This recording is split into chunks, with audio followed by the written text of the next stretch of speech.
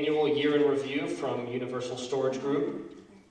Ann Ballard is President of Marketing, Training, and Developmental Services for the USG and known industry-wide as the Hat Lady for her variety of headwear.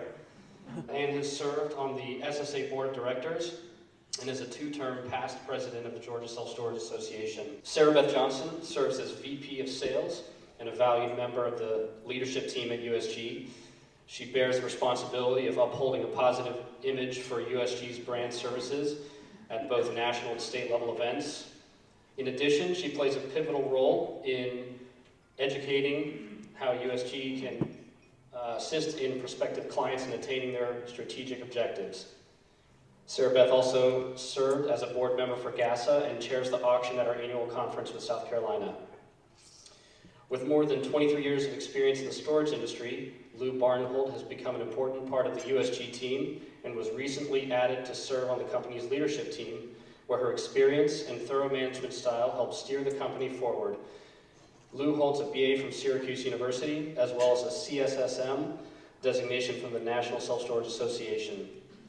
So without further ado, welcome the Universal Storage Group team. Thank you very much. I appreciate it. As Sarah Beth and Lou are going to help me this year as we go through this very interesting information, just wanted a little footnote for all of you. We usually have the Self-Storage Almanac and the Self-Storage Expense Guidebook included in our data. It was not yet published by this date, so those things you'll still be able to order from Modern Storage Media, MSM. It used to be Mini Storage Messenger, but it's Modern Storage Media now, and those should be out, I think, at the end of the month. Hopefully at the end of this month. So please make sure you pick up those pieces of data, as they're always very interesting about what's going on in the industry. It's very interesting that this is the first year since I've been in the business that Public Storage has not been the largest company in the business. They're now number 2. Extra Space now has 3,500 units, and Public Storage with 3,202 makes them second place for the first time any of us can ever remember. But we've brought you data today from Yardi Matrix Annual Report, MJ Partners up in Chicago, Marcus and Millichap, StorageAuctions.com. Kyle from our insurance company has given us data. Storage Pug, Tommy, many of y'all know him. He does websites. Go Local Interactive, who we used to use for our websites, gave us some data. And then, of course, the portfolio data from Universal Storage Group. So let's... Oh, Open Tech. And Open Tech Alliance. I'm so sorry. They're our call center, and they give us data on lots of things, usage, call center activity, and things like that. I did a little research last night, just seeing what the internet had to say about the size of our industry. I found numbers between 58 billion and 44.3 billion. So we are bigger than, I think, the NFL and a lot of other industries out there. So we are no longer just something in the wings. We are very much a valued part of the real estate business. So first, we have brought you the Yardi Matrix Self-Storage Report. And Tyler is who you spoke with, I think, at Yardi Matrix. Sarah Beth recommends that if you want additional data from them, they do a lot of reporting.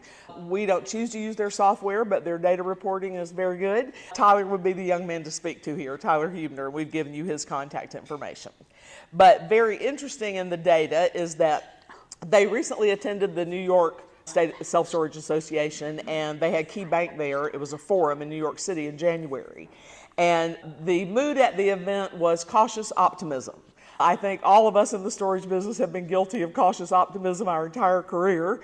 But if you've been in the industry as long as, Bo, I hate to pick you out, but I'm looking at you, I've known you a long time. Steve also, we have seen every kind of market come and go. Is that not true? I think through the last 3.5 decades. Cautious optimism certainly for sure is what's holding now. Urban markets like in Chicago, New York, Southern California, and Florida and Las Vegas certainly are overperforming. But some of the Sunbelt markets are, especially Florida, underperforming now. And you're going to see some of those reasons why as we go through this. Everyone is hoping for a housing rebound. The housing rebound is what is tied to us in the storage business. They discussed that a lot during the conference. And if we can get some of that action going and some lower interest rates, I think we'll see a very nice second half of this year.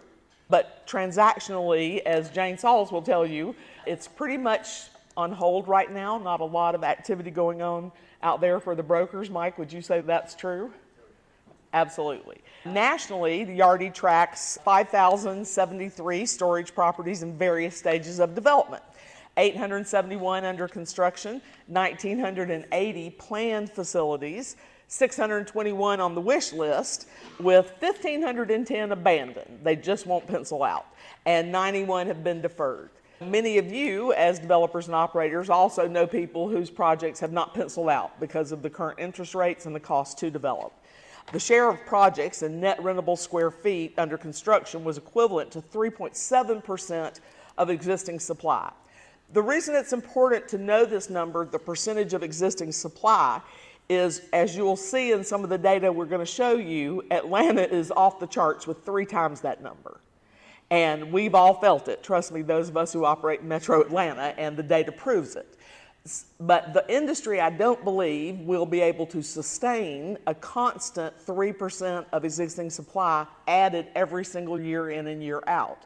Something is going to change. As I think you'll see, the cost of labor, the cost of materials, and the cost of money are doing that for us right now. They're dampening that development curve pretty much as possible. And that might be, for existing operators, a breath of fresh air. Next, Sarah Beth, why don't you tell them about REIT occupancies? According to the Yardi matrix on pre-COVID and current occupancy report, from 2021, occupancy has dropped 4%. For the new people, don't worry, it's just starting to normalize back. It's getting back to those pre-COVID numbers. And in the future, in the next few slides, you're going to see how this is affecting current facilities as well as lease-up facilities and what they're doing to combat it. A few things you can do to combat it, which are not necessarily what other people are doing, which you'll see in a little bit, is do some creative marketing, get those referrals out to your competitors, and quit slashing your prices. Do short move-in discounts, and that'll help out a whole bunch. Promos to beat the competitor and a one-time discount at move-in is a whole lot better to your bottom line than just slashing rates. We call that the race to the bottom, as I've heard it say. And here you'll see that the weighted average occupancy for the REITs year over year in Q3 of 2023, Atlanta is down 2.7%, but way better than those 3 Texas ones on the bottom. Austin coming in at a whopping negative 5.3%. Which brings us to this report, which is the year-over-year rent change for the main unit sizes. And the climate is in the blue bar, the gray bar is the non-climate. And look at where Atlanta sits. We're about negative 4.5 on climate, and on non-climate about 4%. Nothing that we love to see, but as Sarah Beth mentioned, glad we are not those other markets that are way below us. National average street rates per square foot for the main unit types, with climate control coming in right at about that $18 a foot mark, and the non-climate coming in at about $15 or maybe $15.50. But those are some interesting things for you to look at. Usually we give you the Almanac's average 10 by 10 rental rate and 10 by 20 and 5 by 10, and you go look those up and compare them. But as you'll see from our own corporate data, we came in, I think, at $15.86 combined. Look at what is your rental rate per foot, of course, multiply it by 12 to get your annual. Are you in the norm ranges? Are you way below norm? All of those things can have a big impact, as you'll see, learning from what the REITs are doing with their rate structures. Here is the little variation in street rate performance by unit size. And starting in January of 18 on the left, your left side, and ending up in November of 23 on your far right side, you'll see that the large units, the gray line, had the least impact to rental rates of all of the other sizes. So the gray line had the least bump, but still quite a bit lower than the peak. Here I've put a little red line in the middle of the prices that went up compared to the prices that went down. So you'll see that in Atlanta, we're coming in about $14.35 a square foot a year, which was down, I think, a penny over the prior month. So this is just tracking of month over month sales or street rate changes, and we've seen that significant decline. Now, this is a chart of the gray bar is the climate control price. The blue, light blue in the center is the all units average, and the dark blue line at the bottom is the non-climate controlled units price. And this is the annualized street rates, which of course, as we just said, peaked in 2022 but are now declining. And then it gives you a little bit of data down at the bottom. All units came in at an average of 1657, down about 4% for same store sales, and 1556 for non-climate, 1809 for climate as the annualized street rate per square foot average. So just something to compare your own numbers to. Here we see the street rate growth is in fact and has been declining in top storage markets. When we were all so full as a tick, as we would say here in Georgia, and anything you had rented itself, no matter how hard it was to do on your website, they rented it. They occupied everything we had. You can only expect there to be a drastic change when you get a return to seasonality and a return to a normal leasing pattern. So here this shows that our same store month over month and year over year rent growth, the month over month in Atlanta went down 1.6, but the year over year in Atlanta went down 6.7%. According to all of these meetings that these people have attended, they're starting to see the uptick in that towards the December numbers of last year and already progressing. So we hope that, like them and us, we're all seeing a little bit of coming up after those bottoming out numbers in November. This is one of my favorite charts and one of the hardest ones to understand in the entire deck. The axis going left to right is the population growth and the multifamily rent growth. Going this way, you get highest growth. And going north to south, as we'll call it, to not confuse anybody with an XY, is the under construction percent of existing supply.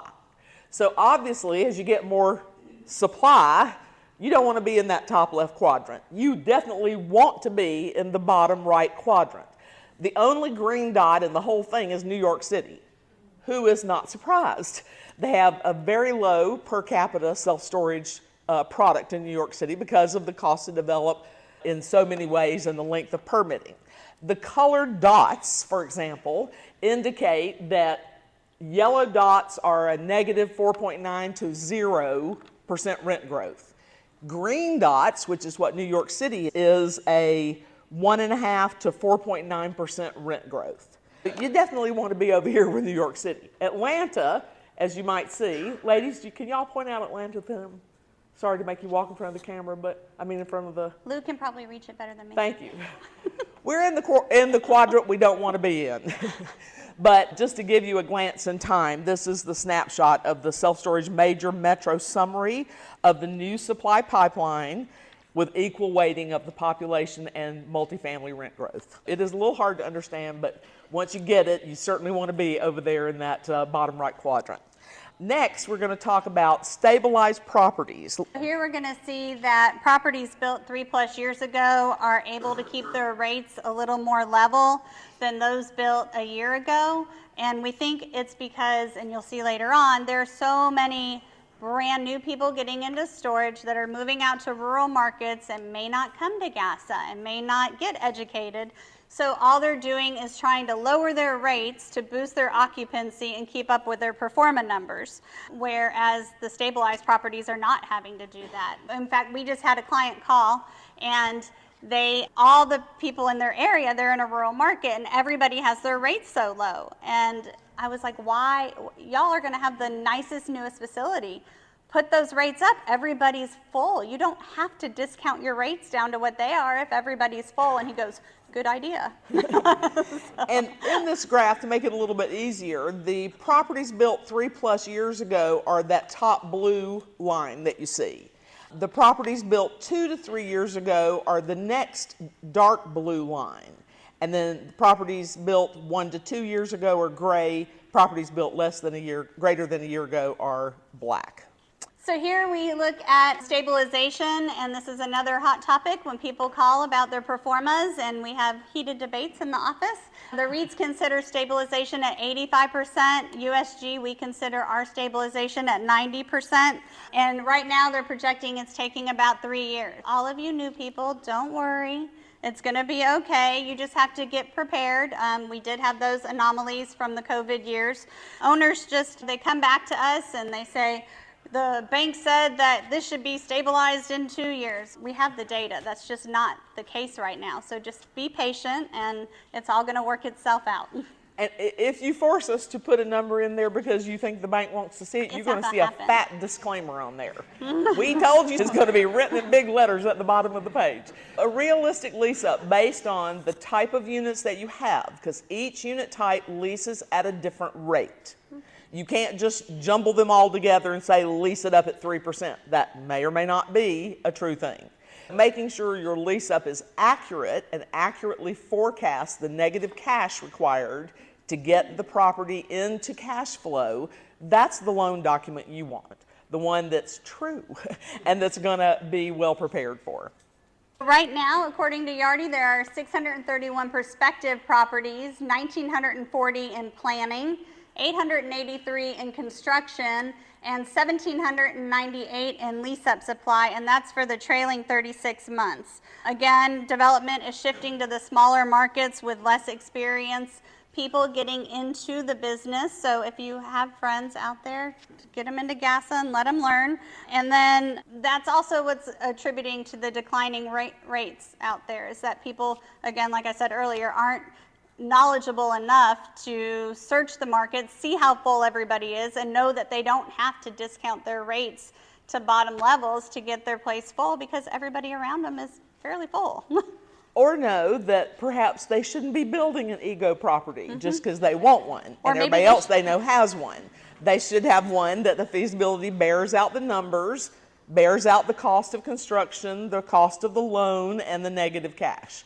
And many of us who've been in the industry for 30 plus years, we know a lot of ego properties and they don't do so well. So and there's a big difference homework is better between getting just a market study done and having a true feasibility done where somebody goes and actually sees what's going on in the area and puts together accurate, true numbers for your facility, not hypotheticals. Yeah, real numbers. Here you can see that Atlanta is just under 12% at 36 months on this chart on my right, your right also. And then it shows that we had a negative 4% decline the last 12 months in the occupancies. The majority of lease-up supply in major markets was delivered 2 to 3 years ago. I find it most interesting to look on the right side graph where they blend the delivered less than a year ago is the dark color, the delivered 1 to 2 years ago is blue, and the gray is 2 to 3 years ago. So you can see how Atlanta, most of ours is new property delivery. And we've put 10% of market supply in new projects on the ground in the last 2 to 3 years. Now, that well exceeds the norm of the 3% number that they were talking about earlier could be absorbed. You can't flood the market with 10% more product and not expect rates to have a big decline. It just follows one after the other. Here we see the under construction supply by percentage of inventory. Atlanta is at 5 in December of 23. It dropped to 4.7% in January. It's getting a little tiny bit better, but it's still way more than Atlanta can tolerate and maintain a healthy rental structure. Sarah Beth, I think this is you. It is, and this one's actually pretty fascinating for me. Nobody would think I was a numbers geek. But so Yardi is forecasting a slight slowdown in new builds, but you'll see MJ Partner slides coming up that it's due to increased interest rates, lower loan cost proceeds, and lower or flat street rates are what are contributing to this slowdown. You'll see the slowdown is much higher with conversions and expansions coming in, and decreased expansions are most likely due to the decreased occupancy rates and new supply of lease-up still happening in the market with those people that don't know quite how to get educated. And according to Tyson, this is Tyson's quote, so I'm going to read it, for expansions, Tyson at Yardi said this slowdown in conversions is occurring because not as many big box retailers are going out of business now as they did during COVID. And those that did close up were already scooped up by U-Haul and the REITs. and there are a lot less to convert at this time, and all the desirable sites have been bought up by the people with all the money. I think we would find a very healthy market in an ongoing way if we followed the lower than 2% new supplies. We're seeing 2.4, 2.3, 2.4, and 2.5 in the future forecast years. I think those are much healthier numbers for the industry than what we have seen, this 10%, 11%, 5% numbers that has caused a little bit of overbuilding in some of these markets. Okay, I think you gave this one to me. Yes. Yardi, in summary, wrapped up by saying that their fundamentals and outlook, we know that the industry weakened in 23 due to the slump in demand driven by declining home sales and a decrease in mobility, leading to those occupancy levels that actually went back to pre-COVID. For many years in the industry, a normal vacancy rate was 15% or higher. Hardy Kilgore, who was my mentor, who many of you knew and started me in the business, that was his automatic assumption. Never would he have pro forma 90% occupancy. I think we're getting back to what used to be a little more normal. Street rate growth does continue to decelerate, with the same store asking rents down 4.2% year over year, while month-to-month street rate declines have been lower than historic average. Year over year street rate growth has remained consistent for the last 6 months, so it has settled down. It's not quite as volatile. Revenue growth has slipped below the long-term average for the sector, but remained positive in Q4 as operators were able to increase existing customer rates, which can counteract lower move-in rates. And in a minute, you're going to see a quote from Extra Space that is exactly this picture. The amount of new supply under construction is moderating. New deliveries are expected to fall below the long-term average. And recent development activity has shifted to the smaller secondary, tertiary markets with less experienced developers, many of which are new to the space. 23 transaction activity was fueled by one large merger of what I call Extra Life now. Extra Space bought Life Storage, so they're Extra Life now. I understand they are going to keep some of the Life Storage facilities branded as Life Storage, which will be interesting.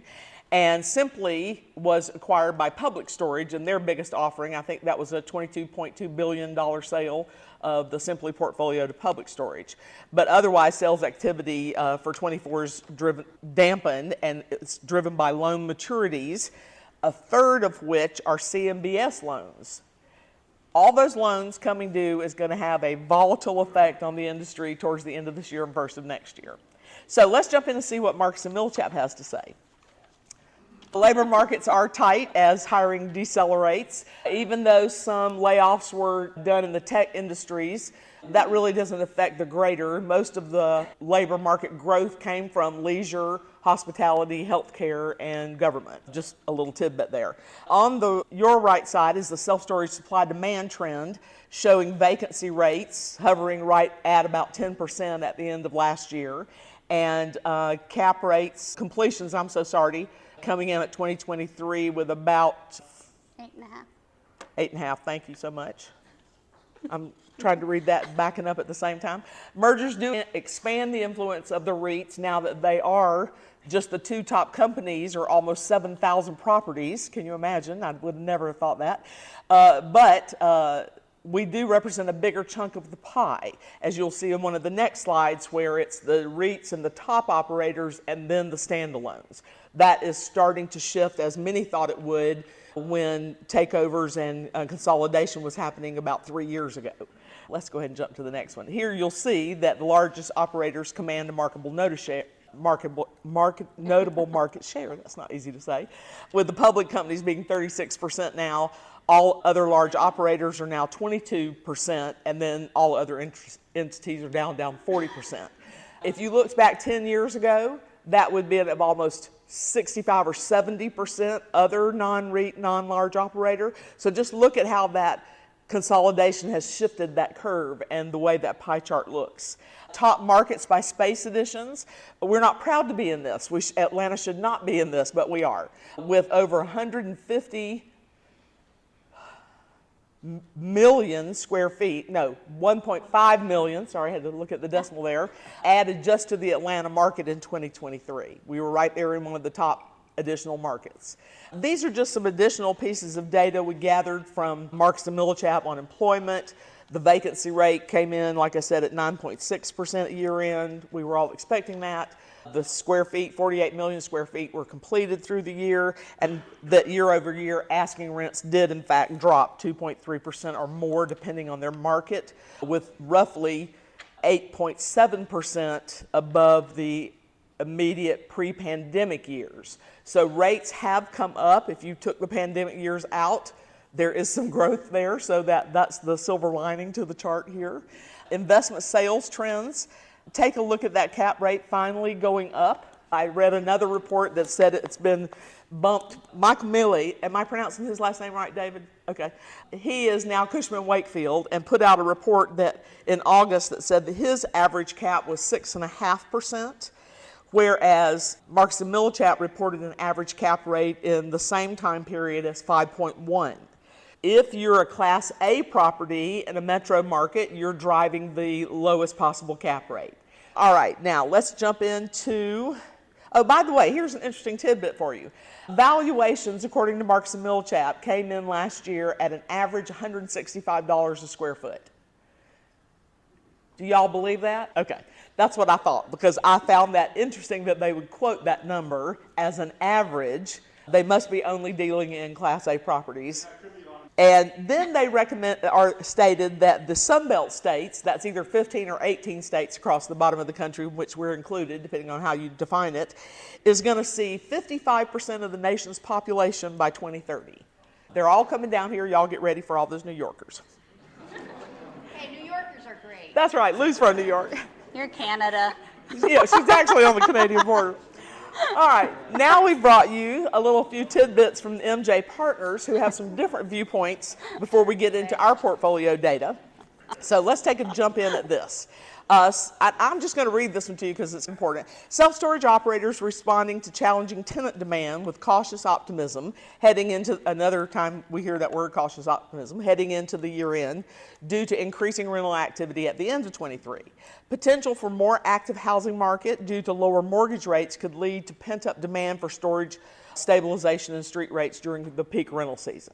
Are all of y'all getting ready for rental season now? You're fine-tuning websites and you're fine-tuning the property and training those managers, and we have to, as an industry, convert more of the traffic we get. That's the way we make more money, is don't let those leads slip through our fingers. Private companies in the discussion with MJ Partners target an unleveraged internal rate of return from 7 to 10%. Exit cap rates have increased 200 basis points during this underwriting. Early lease-up properties developed by merchant builders represent the biggest area of stress. Projections are not meeting expectations with lower rental rates and projected lease-up timeframes, meaning lower rate, longer to get it leased up. All of that spells more cash having to come out to support the organization. Developers are hopeful an improved spring and summer will boost operating performance, and if not, developers are faced with decisions to sell or recapitalize with a difficult capital market environment we are in right now, often requiring additional infusion of equity. How many of y'all have heard that statement from your bankers? Oh, we want a XYC loan to value compared to what they gave you on your last 5 deals, which was probably 70 or 75% loan to value. Now it's 80, 85% loan to value or 50% loan to value, unless you're SBA, of course. The forecast also from Private Operators Group, their forecasting ranges for revenue growth of 3.5 to -1. Now, I know, David and AJ, that we forecast a whole lot more than -1, I believe, for 2024. But operating expense concerns are high with rapidly rising property insurance costs, especially in coastal cities. Some of us were talking about that last month, and then Kyle has given us some data we're going to show you here in just a minute. But look at the chart for operating projections on same-store sales growth and same-store NOI growth from Storage Mart. That's Mike Burnham. He came to speak to us at our conference. Many of you met him then. StoreQuest is the William Warren Group out of California. U.S. Storage Centers, I have literally forgotten where they're headquartered. Can anyone remind me? California. And Safeguard Self-Storage, they used to have offices here, but mostly in Louisiana, I think. I think that's true. But look at the differences in their numbers. -1 on same-store revenue and -3 on NOI growth. all the way up to 3.5% on Storage Mart, and they declined to give us a same-store NOI. So here's what Extra Space did. They have enacted reduced rates throughout various markets, and to us it looks like all the markets they're in, to help maintain physical occupancies. And boy, have they. How many of you have felt the Extra Space pinch in your markets? I think a lot of us. How many of you have Extra Space in your markets? Oh, very few actually. Oh, I would have thought it would been a higher number. Aggressive double-digit existing customer rate increases have proven successful after initiating reduced street rates. So they get them in on the lowest possible price and then double-digit rate increases immediately almost. We find that produces churn. Customers they get to a point where there's no more, I'm not taking it anymore. They push past the point of pain, so to speak, of moving. We take a more gentle approach to that. But their occupancy stood at 93% at the end of this year, which I think is still quite healthy. The new supply expected to moderate here again is that same forecast that we saw from the Yardi Matrix report. So now Sarah Beth is going to give us a little information we gleaned from our friend Tommy at Storage Pug. I'm going to do my best to make Tommy proud. The first thing about storage right now, websites, is keywords aren't key anymore. The matching them, the algorithms know what you want. It's more about telling your story now about your facility and showing pictures. You want to drive conversions with action-oriented language. Okay, that meant nothing to me, so it constituted a phone call to Tommy, and he said, action-oriented language is when someone searches storage near me, it implies that they are ready to purchase. This should trigger site-specific information for that person to make an informed decision based on their needs. So that's what the websites are looking for now. For those of you who are not techie, that's why you hire a reputable verse self-storage website provider to help you with your website and not little Johnny next door. In my opinion, no longer can a non-storage web company keep up with what's going on in our industry. It's too much too fast, and I just don't think there's any possibility that they could. A lot of people think that AI is the magic fix, and it is not. Google is starting to deprioritize fluff. So no longer are they interested in what's coming out of the AI. They want it to be site-specific about your actual facility to make sure that people are driven to your facility. Quality over quantity. Because AI can give you a lot of words, but it can't give you the right words that exactly describe your facility to that person searching. Now local beats organic. So local means that you're going to show up next to the map when searching for local businesses. And Google is going to prioritize results when it feels that the person is trying to actually make a purchase at that time. Google knows what its consumers want, and they're putting more resources into developing that on the back end of Google. You can achieve this by getting reviews, filling out your Google business page, adding real pictures of your site. So many of the website providers now, thank God not Tommy and not the ones we use, just take stock photos. When I'm shopping and I'm doing feasibilities and I see a blue door on the front page of your site, I know that's probably not what your site looks like. And all you're going to do is irritate the consumer when they come to your site and they see these beautiful photos, but it's not even who you really are. And then we're doing rank higher with reviews. So he said prioritize adding new positive reviews, and that's how you're going to boost your local SEO. You should add the positive reviews, but as Stacy from our VP of Marketing would say, also make sure that you have the bad reviews on there too, and that you're responding to them, because there ain't nobody out there that's perfect. You got to add the bad ones on there as well. And then the more good reviews you have, that will also help your site rank well with Google. And then your SEO, your search engine optimization. And for, again, not the techie person, that means the process of increasing the quality and quantity of traffic to your website through the results. What is your current process for getting reviews? Does your manager actively try to get reviews? Do they have Google review cards that they hand out to people when they walk in? Are they asking for them at move-in? Are they asking for them at move-out? And what tools are you giving your manager to achieve those 5 stars? If you're not giving them, if you're just hiring Sally from Carrabba's to come manage your site, and you're like, here, you didn't learn truly what you were doing, and now you're trying to teach Sally how to do it, and you don't keep your property clean, and there's 15 broken doors and whatever. You're not giving her the tools to help you get those 5 stars. You have to put in the effort too. Next, conversions and clicks. So Google is now monitoring how many people it sends to your website that actually find what they want, which is why that first part is so important about putting what's at your site. And you can improve this by adding accurate photos, taking care of your property, having a professional storage website company build your site. And then as far as leases that come from website traffic, Ann's going to present our numbers later. But how many leases are you leaving out there? And are you keeping track of how many leases are coming from your website and getting the analytics that you should be receiving from your website company? And then AI optimization. AI is going to have some impact on searches, but not much. Now when you go to Google and you put something in, you see it pulls up that AI paragraph and tries to explain it all for you. That's great, but that's not going to help a self-storage customer. You still have to go to the site to see the site and rent the unit and everything else. You can't get all the data you want off of an AI conversation. That Google business profile is the holy grail to Google now. So it can have pictures, it can have descriptions, it can show your star rating, it can do a whole lot more than just be a dot on the map. So everybody, please look for your own facility. Is your Google business profile a little icon coming up so people can just tap that on the map and boom, they're right into your store. So make sure that Google business profile gets. And here's some stats that StoragePug found. So 34% of renters come after business hours. The busiest days are Monday and Friday. Slowest days are Sunday. Most of us are closed on Sunday. 10 a.m. is the busiest time of day. Again, most rentals are happening in the morning. 79% signed up for auto pay. 58% of rentals came from mobile, and iPhone leads the way.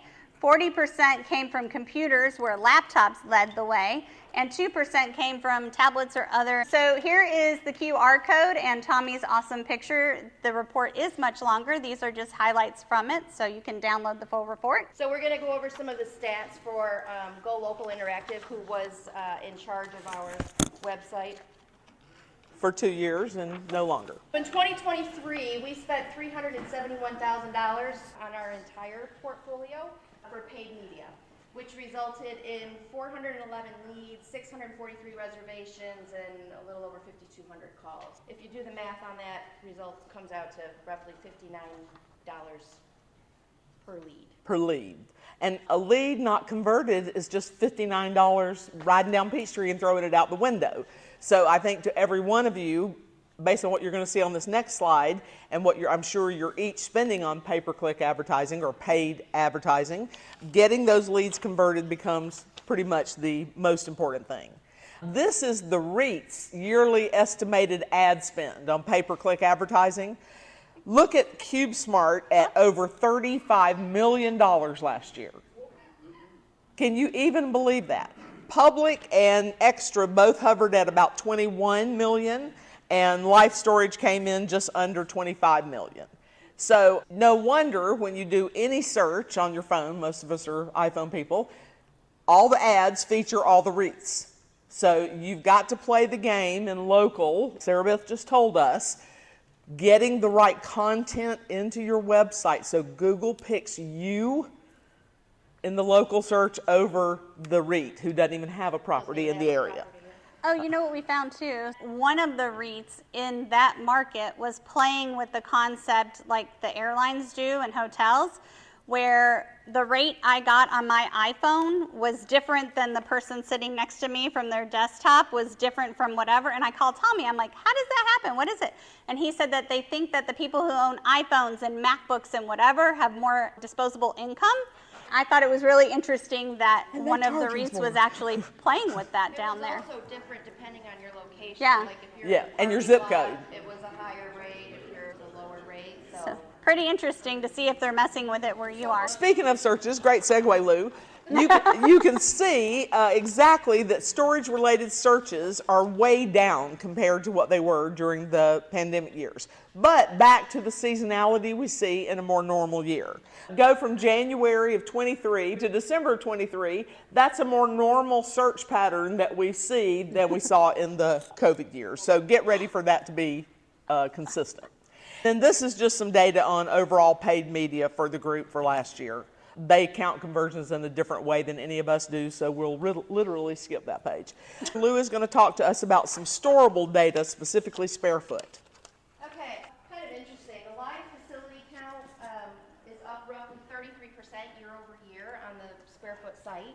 The REITs have been stable, but we're seeing growth on the smaller private operators, probably searching for occupancy that they've lost, right? So they're being forced to play with these aggregators. Average unit price is roughly around $84, which is currently down 15% year over year, which is more proof that it's the smaller private operators that are listing on these sites.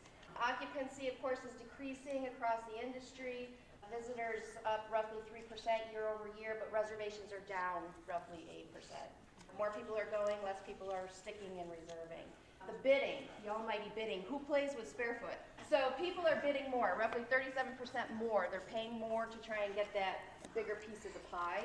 So there's a slight bidding increase from public, but decreases from Extra Space, Cube Smart, and the larger area of non. Can you explain bidding so they understand what that means? Yeah, so there's a minimum bid, and it's funny, it's different with every operator that I talk to. I think ours is currently 1.2 is our minimum bid, and then the higher you bid, the more relative you will become, so you'll come up quicker on the search. So if you're trying to buy, and if you go to the Sparefoot page, it actually spells out to you how much you have to pay to be number one by city or number one by zip code. And it's a multiple of a month's rent. So 1.2 times, most people are paying 2, 2.5, or 3. Like my Florida operators are paying 4.5 times 1 month's rent.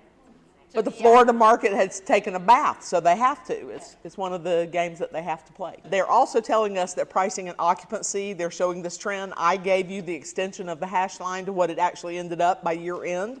The industry overall has held on to much of the pricing gains it enjoyed over the last few years, but inflation does remain a drag. But as you can see, this rent number is well below. We're back into the $90 range from what the average rent used to be on their website.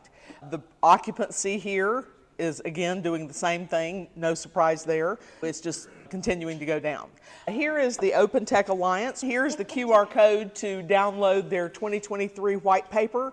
It is just chock full of information. This is just for our portfolio, some call center data.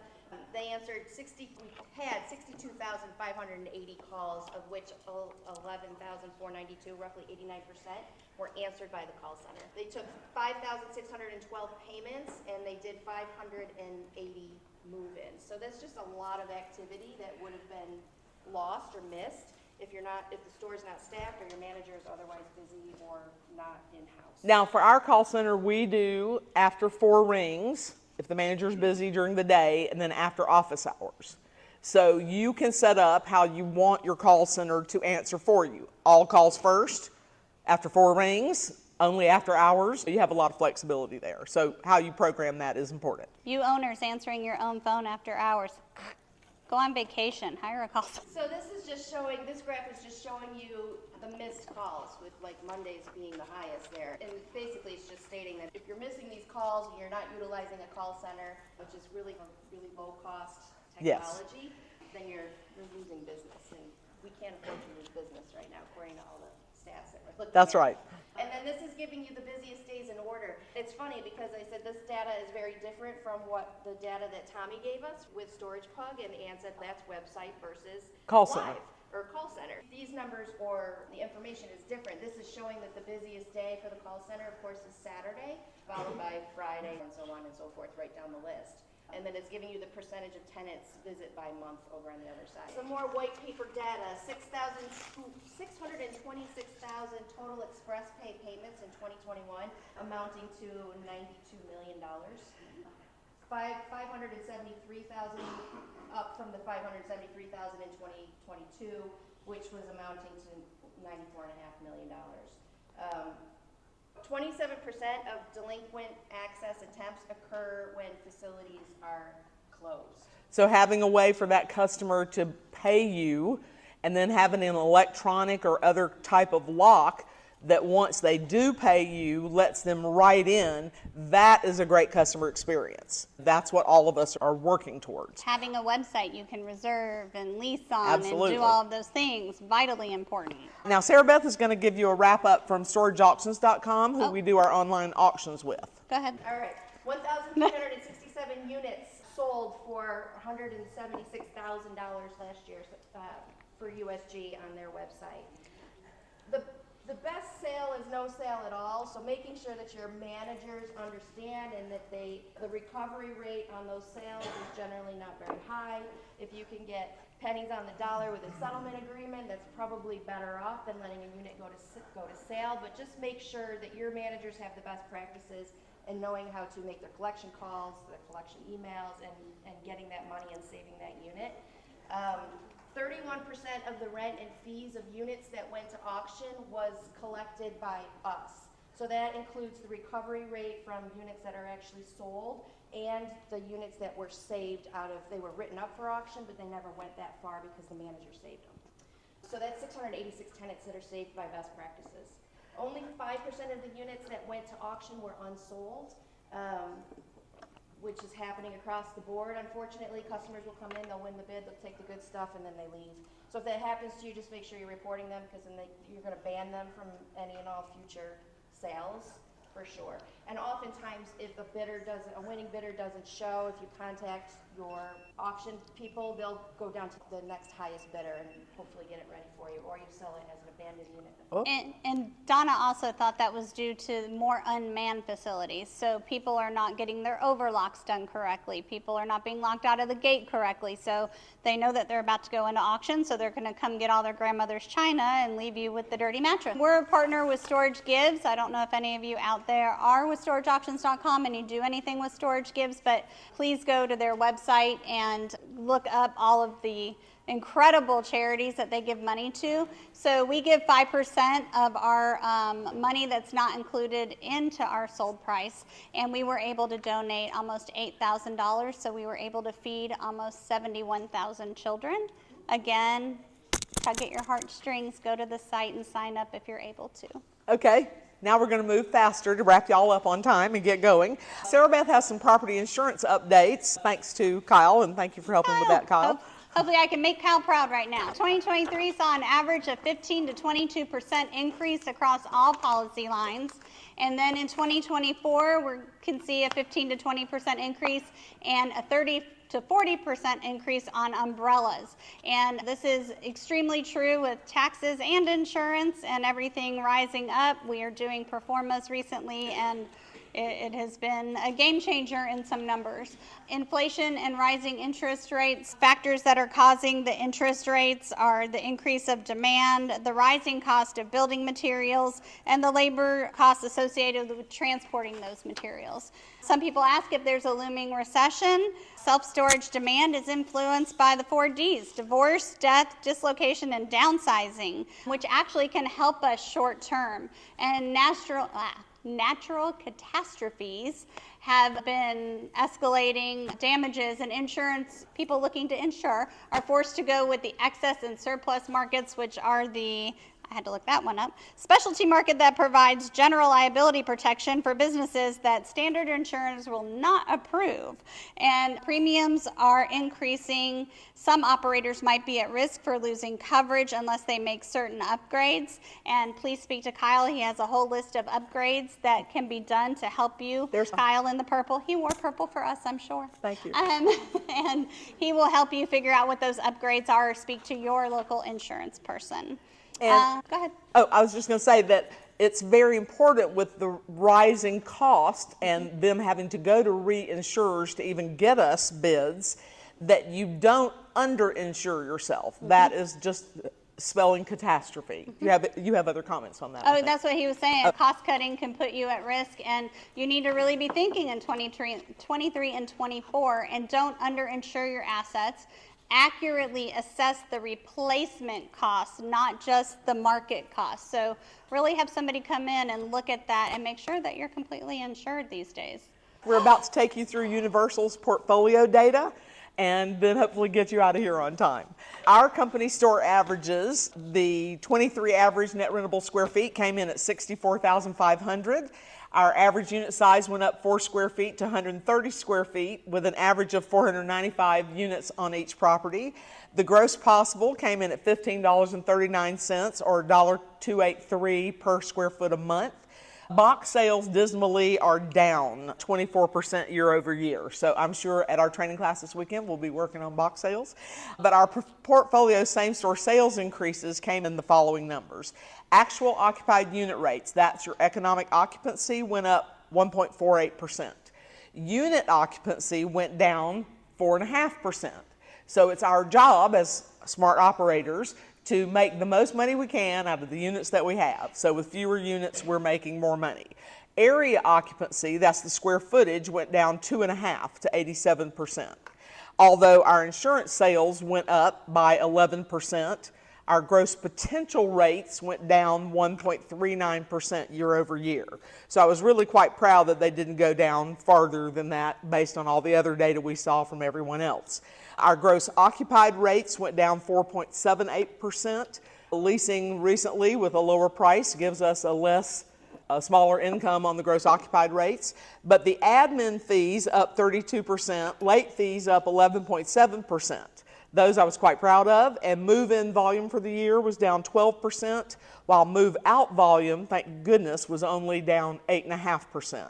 So we got a little bit of juice out of that. Can I chime in for 1 second? But while she's reading these numbers, if you go to that resources on the Universal Management again, you're going to see a Know Your Numbers book that I put together, and we have the new one is on there now. And it's so important to keep track of these numbers. That's why we're presenting them. And if you download the book, you can print it out, and there's a column for you to keep track of all your numbers versus our numbers so you can see how you're doing and then call if you have any questions. We had 68 stores in the count for this last year for the personal marketing goals by the managers. And they achieved a total of 3.3 million personal marketing messages that they did from the stores, not corporate.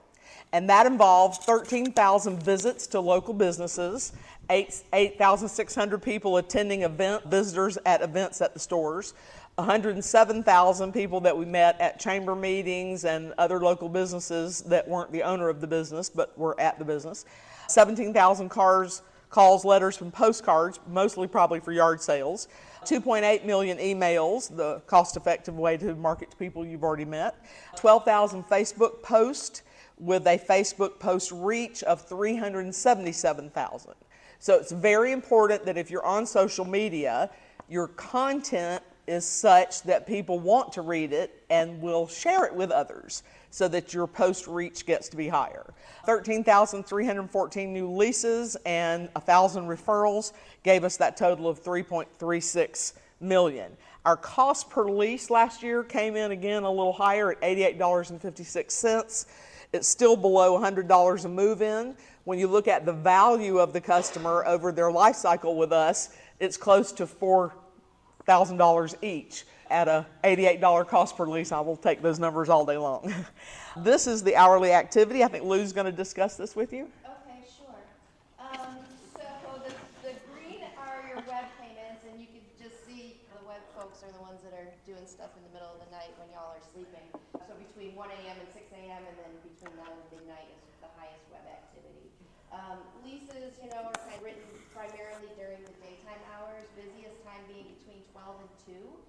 So make sure that you guys are available during those hours, knowing what your busiest times are, because when folks are on lunch, that's what they're trying to get done. And then the call center, again, just being standard throughout the day, but again, heavier after hours, taking those calls when you're not available too. Or don't want to be available. Knowing when all of these three activities occur at your property helps better in planning. What hours do you need your call center for? What hours do you need to be staffed? When do most people want to come in and do a lease? And each store is a personalized number. This happens to be the aggregate of all of those stores. This is tracking the volumes, which is the ins and outs together gives volume, with the net and move in and move out numbers. As you'll see, this is the first year since 2016 that we had a negative net gain for the year. The activity of volume went up a little bit over last year, but because of the move-outs being higher. They were 226 versus 201. Move-ins were 219, so that's just a little tiny bump there. But just look at those trends over time. Things are shifting and changing, and we just need to focus on the conversions of those things. Which brings me to the calls and walk-ins. This shows how the total volume of activity being so much lower than the prior years on the leases, walk-ins, and calls, the traffic into the store. People are doing a lot more online, and we include somebody who walks into our website as a walk-in, because you have to walk in before you can lease. But I'm curious to see if others of you track these conversion ratios or track these numbers for your own stores. Anybody tracking just the activity at your store? How many calls you get, how many walk-ins, how many of those people you lease? Yes, ma'am. Thank you very much back there. Download the book online and start keeping track. This is also another way that I look at the activity over time. This is for the stabilized stores. There's 50 of them 55 in the portfolio. Their combined income for all square feet, and counting all square feet, their combined total expenses. So last year, this 23 came in at $13.36 a square foot, and $5.16 a square foot on expenses. So you can see that's just down slightly from last year's income per square foot, but the expenses, thank goodness, went down 6.6%. Yay. And that helps because of that remote management and, of course, using some low-cost technology. Here are the costs per square foot for each of the major categories. And somebody's been asking the ladies, and I don't ever chart taxes in these, but taxes were about 6% of actual income last year. We're going to see those numbers start to skyrocket. All of us wanting to have our taxes argued and looked at and everything we can do before we pay those higher bills. But you can see that management last year came in at $2.28 a square foot over $2.60 a square foot the prior year. Advertising was exactly the same, 30 cents a square foot with some nominal changes. But the net operating income was $8, which is $8.20, which was only 7 cents off of the year before. So that's coming pretty darn close for a lower year of move-ins coming into the store. This is the percent of expenses, and all the data from all the sources I could read project that stabilized stores are going to have expenses come in between 35 and 40% of actual income. And I kept checking it, just wanted to make sure that was still in the wheelhouse. That's for an average store size of over 65,000 feet. If your store is 100,000 feet, your expenses are going to be a lower percentage. If your store is tiny, 20,000 square feet, your expenses are going to be a larger percentage. So knowing how you're weighting that number is important. But as you can see, we compared it to expenses from prior years. One interesting piece of data is that the cost of management last year was the lowest percentage we've ever recorded in my 20-something years of tracking this data. We've improved income enough over the years. We're using technology now to keep the cost of management down. It came in at 17.07%, which was $2.28 a square foot compared to the previous years. The average length of stay in days at our stores is 1,221 days.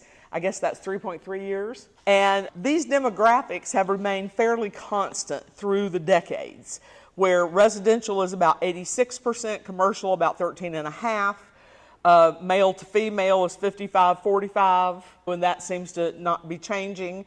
The average that comes to us from less than 5 miles is about 67%. I remember all those years ago when I started, everybody came to you from within 3 to 5 miles.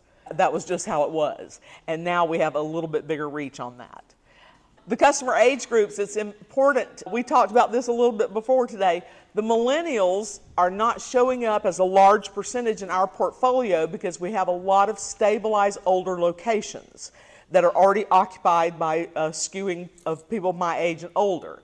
But I believe that if you look on an individual basis for each store, you're going to find a truer pattern for your location. But for our portfolio, most of the customer base is over 46 years old. The distance that they travel is still about 67%, 5 miles and under, as you can see, but that 5 to 10 and greater than 10 mile has grown so much over recent years because of specialty features. So how many of you have a specialty unit type at your store? Maybe you have enclosed RV, contractor bays, office suites, drive-up climate control. Now we're getting truer data on who has ever used before, and it came in at 80% have used storage before. And I think that's what you said, because of our marketing efforts and repeat customers wanting them back in the location. The traffic sources are a jumble in my mind. I want to really see that internet number grow. As AJ and I were talking, there's a group of unknowns we had to pull out of the data. He is convinced that most of those came to the website but just didn't get logged in correctly, so I can't count them. So we'll be looking at that as the years go by to improve that tracking of that data. But we had 22, almost 23% of the customer base come from repeat referral event and marketing customers. So what percentage are you pulling in there? You're at war with the REITs over pay-per-click. They're spending a bundle. You got to play too. That costs a lot. Drive-by is a good solid 30, 33%, 34% last year. But what about the other things you can do? Events, marketing, repeat referred customers, and tracking them. That's important. And look at those yellow pages. Oh yeah. I think we put the yellow pages in there still more as a joke than anything. Yeah, 0.02% of people reported that. And we don't do yellow page advertising, but they still report yellow pages. The traffic conversion numbers did go up last year, of which I'm very proud, because I said the name of the game now, as much as you spend on getting traffic, is for every call, we have 1.59 walk-ins. Of those 1.59 walk-ins, we converted 85.9% of them. Make sure you're generating and converting. That's the name of the game. And we'll be watching that closely all year long. People storing predominantly furniture and boxes coming in almost 77%. The others that we don't know anything about, businesses, roughly 13% of our customers are business related. Parking and RV at 6.917%. That number is going up. Yes. And then wine for those specialty feature. If you're out on the coast and you don't have basements, that's a great specialty feature to add. And then why do customers choose your facility? Overwhelmingly, it is location and convenience. Secondarily to that, and most important, are management and features. It looks clean. You have a gate that works. Your sign works. The manager's there when they say they're going to be there, or whatever you promise is being delivered. So don't leave those out. It is special to note that 13% noted price or special. That's hovering right about at the number it was the last couple of years. So I was surprised and glad not to see a big change in that. For this one, I did a year-by-year comparison because this is pretty much stabilized the same way over time. Business needs, it's about 13% every year. Excess stuff is somewhere between 38 and 40% every year. Moving, 38 to 40% every year. Life event, they got relocated, they lost a job, a death in the family, the house burned down, some life event. And then other, I think there were some very miscellaneous things in other that I included. But those things seem to be fairly stable over time for the reason that they're storing. If you know that these are the true numbers for the reasons people pick storage, how is your marketing fine-tuned to go after these exact reasons? Are you in those places to be referred when one of these things is occurring? I think that becomes the name of the game. Or those descriptions that Tommy was talking about on Yes, the web. the Ds, the four Ds. The Ds. The types of businesses that are using storage and make up that 13.5% of commercial customers, 51.9, almost 52% are service-based businesses. 12.8% are retailers. The doctors, lawyers, government, pharmaceutical people are in that professional group at 9.2%. Nonprofits, 6.7%, distribution, 5.8%, and industrial, 7.9%. I found that to be amazing that distribution and industrial make up, 14% of the storage businesses that store with us. So that just proves, don't skip anybody in your marketing. This just proves that our customer age group at our portfolio is rising, with the 65% of them being over 46 years old. Lou's going to tell you about the exit interviews. Folks commented on price for the reason why they're moving out. in 2022. That went up a little bit in 2023, 7.7. 98% stated that they would rent again. The main thing here is that you guys should be asking these questions. Are you doing the exit interviews and collecting this data so that why there's a shift in population or shift in occupancy and why folks are moving? And I would bet you money if Extra Space did this survey and they got asked why people are moving because super frequent rate increases, their rate increase move out number would have to be close to 40%, I'm sure, because they just churn them and rev management them up. It's the way they've chosen to do business. 5-star for ratings. So cleanliness, we got 4.76 stars. 95% of people gave us 5-star. Price is the lowest number here, which is the most important thing to show. And staff is the highest. So they love our people. They're scoring us really high on our people. They don't necessarily love our price because maybe we're the high price leader in the market, which is what we want to be. But our staff is so great that they're coming and staying, and they're giving us those high rates. Thank you. And some of the data sets in our industry are measured by occupied square feet only. So here I'm giving you the comparison of using all square feet and the comparison of using occupied square feet.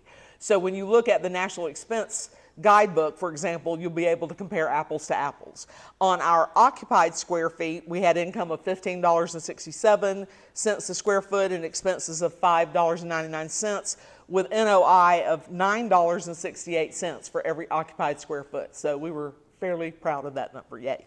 These are just blindingly visual, as Lou told me earlier when she looked at them, ways to look at the patterns of move-ins, move-outs, and net. And I use 4 years because those anomaly years are jammed there in the middle. And the green bars on this chart are the move-ins of 2023. Just look at how much lower that volume level is. And especially in July, August, we did not get the July, August bump in 23 that we always get. The red bars are 2021. Look at the forward half of that year. All those red bars took up the forward months. In 2020, the purple bars were the end of 2020. So remember, if you just think back to leasing activity, that's exactly how it went. Boom, it came in from summer to end of year in 21. 2022, it was continuing until the summer of 2022. So this is just another way to look at that. This is the move-out story with the 23 numbers being yellow, bless you. And look at the move-outs we had in January. We never had January move-outs like that before, but we did this past year. And then otherwise, move-outs were a little bit peaked over prior years. But here's the real story in the net gains. Because we didn't get the move-in volume we got in July and August of previous years, we actually had a negative July-August net gain. So the first time I can ever remember having a negative net number for July-August. The key takeaways as the ladies and I wrap this up: lower overall search volume. So use some savvy web people to make sure your descriptions perfectly fit your property. They have to perfectly fit. We're the neighborhood winner in Chastain Park. Who's got a store in Chastain Park? That's what those people would want to see, for example. The move-in activity is down as the move-outs were, and the best possible increases continue to come from existing customers. We're using a software tool that's very low cost and easy to train for revenue management on existing customers called District Manager, and we're testing their street rate generator now. Learn how to compete on street rates while in the race to the bottom. It can't be we're all just going to give it away, because I expect to get paid. Do y'all expect to get paid? You can't have a $10 unit. That's just not going to work. But you can have a promotional effect for a shorter or whatever length of time you want that gets them in the door and doesn't impact the rate after that.